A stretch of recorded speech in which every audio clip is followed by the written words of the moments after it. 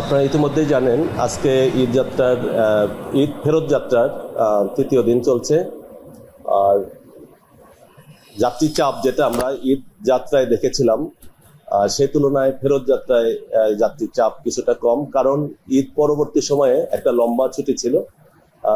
ছুটিটা এখনো চলছে।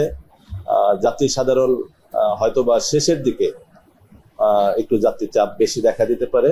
13টি মশলার এক দারুণ কম্বিনেশনে তৈরি ইফাত রশিদ বিরিয়ানি মশলা। উৎসব এখন প্রতিদিন। আমরা জানতে পেরেছি নন্দনগাছি স্টেশন, যেটা পাকশি ডিভিশনের আওতাভুক্ত, ওখানে স্থানীয় জনসাধারণ আন্তনগর ট্রেনের যাত্রা বিরতির জন্য 2 ঘন্টা 20 মিনিট রেল লাইন অবরোধ করেছিল।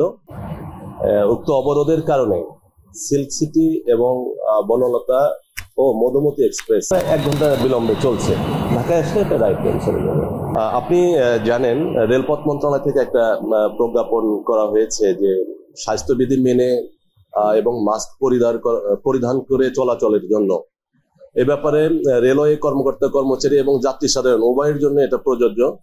তো আমরা যারা রেলওয়ে কর্মকর্তা কর্মচারী তারা অনেকেই মাস্ক পরিধান করা শুরু করেছে। আর যাত্রী সাধারণকে স্টেশনের পিএস সিস্টেম এবং ট্রেনের পিএস সিস্টেমের মাধ্যমে অবগত করা হচ্ছে স্বাস্থ্যবিধি মেনে এবং মাস্ক পরিধান করার জন্য। আমরা এখন পর্যন্ত যে নির্দেশনা পেয়েছি সেটার আলোকে আমাদের কার্যক্রম চলছে। আমরা যাত্রী সাধারণকে সচেতন করছি এবং আমরা নিজেরাও মাস্ক পরিধান করছি। পরিধান করে আমরা যে যার দায়িত্ব পালন করছি। আপনি দেখতে পাবেন গেটে, যে গেটটাতে যাত্রী এক্সিট এবং এন্ট্রি হয়, সেখানে যারা দায়িত্বরত আছেন তারা মাস্ক পরে দায়িত্ব পরিপালন করছেন। এছাড়া টিসিদের যে হ্যান্ড মাইক আছে, মাইকের মাধ্যমে যাত্রী সাধারণকে এই বিষয়ে অবগত করা হচ্ছে মাস্ক পরিধান করার জন্য।